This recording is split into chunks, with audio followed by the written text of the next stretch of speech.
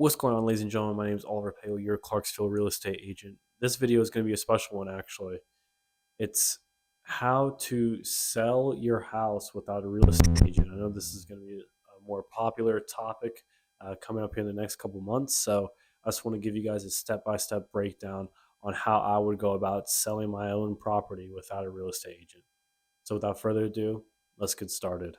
Step number one of selling your property without a real estate agent is obviously preparation and market research. So to really set yourself apart from everyone else, right? You kind of need to know how the market's going and what you're kind of looking at when it comes to market updates and how you can set yourself apart from everyone else regarding the property. So if I were you, I would go on like Zillow or something like that. Look up different house prices. Uh, Type in the same amount of beds and baths that you have into the search engine and see what comes up in the area that you're living in. I'll give you a pretty good basis of, hey, this is kind of what the market wants and what the market needs really when it comes to selling your home by yourself.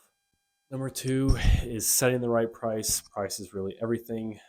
So if your housing price, your marketing could be absolutely fantastic, but the price of the house is not good, or if the market doesn't want that price, then you're going to be dead in the water. So my recommendation is go on Zillow, just like last recommendation. Go on Zillow, type in however many beds and baths you have and the square footage of your house, and take a look at the other recently sold properties in your area and see how much they go for.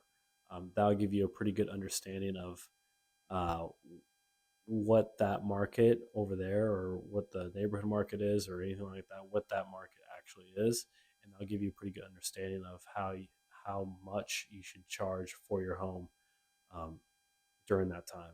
Step number three into selling your home without a real estate agent is marketing your home. So this right here is it's easier said than done.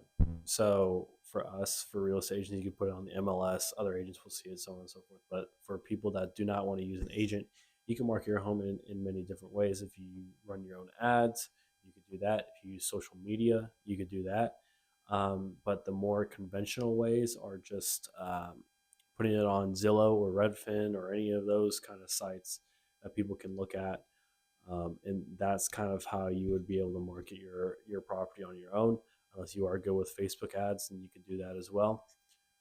For the most part, though, it's going to be kind of difficult to market if you don't have those kind of marketing skills and marketing background. Number four is showing your home. So whenever you do get leads, say you are running some sort of Facebook ad, or you're on Zillow or Redfin or anything like that, and people do start calling your phone, obviously you're going to have to sell or show that home to those people before you sell it. So it would be it'd be smart of you to declutter, clean everything up, make your home as neutral as possible, right? Because what you like might not be what someone else likes, and so on and so forth. There's absolutely nothing wrong with that, but your goal should be to make your home as neutral as possible, so it can appeal to a variety of people. When they walk through the home, they can see themselves living in there and not just you living in there. So after you get showings on your home and there's offers coming in, whatever, step number five is actually negotiating those offers. Um, so you'll get offers. You'll probably have to hire an attorney to submit counter offers. Unless you want to do that, you could do that as well. There's nothing saying that you can't do that, but to make sure that it's right and that it's legal, hiring an attorney to do that stuff is probably your best bet, to rewrite or write counter offers and so on and so forth.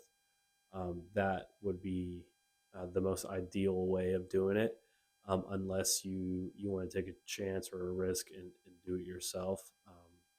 That's up for you to decide. Number six is to complete the necessary paperwork. So this will be like the sales contract, any other legal documents that are absolutely needed. Again, if I were you, I would go hire an attorney or a lawyer or anybody like that to do that stuff for you, because um, those documents are very, very important. Number one, and number two, if they are messed up in any way, shape, or form, that deal could fall through, and you could potentially not sell the house, and you'd have to wait uh, for however long to actually sell that house. So it would be very wise of you, if you do not know what you're really doing, to hire an attorney or a lawyer to do it for you.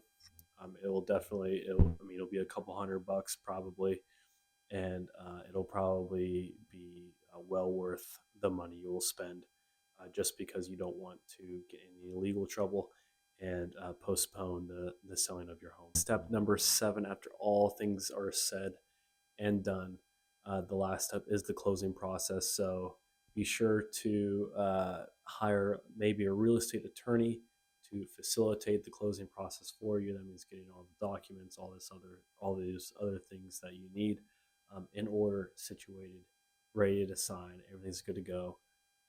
Make sure that while you are while you're there, um, make sure that the people sign all the documents and whatnot, and after that you're going to be good to go to sell that home, and that home is no longer yours.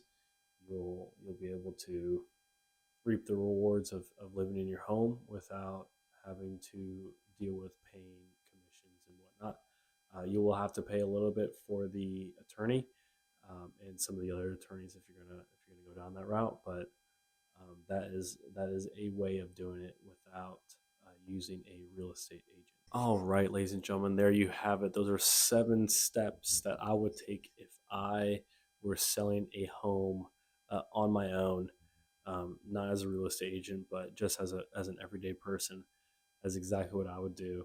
I would follow those 7 steps, hire an attorney to help me through the process for the offers and for the closing, uh, the closing process. Right? You don't want to be dead in the water at the closing process because a document wasn't signed or it was the wrong kind of document, so on and so forth. So it is very, very important that you know what documents that you need to sign, and you know what documents that the buyer needs to sign as well, and that could all be facilitated through an attorney or some sort of real estate attorney as well, along with the closing process.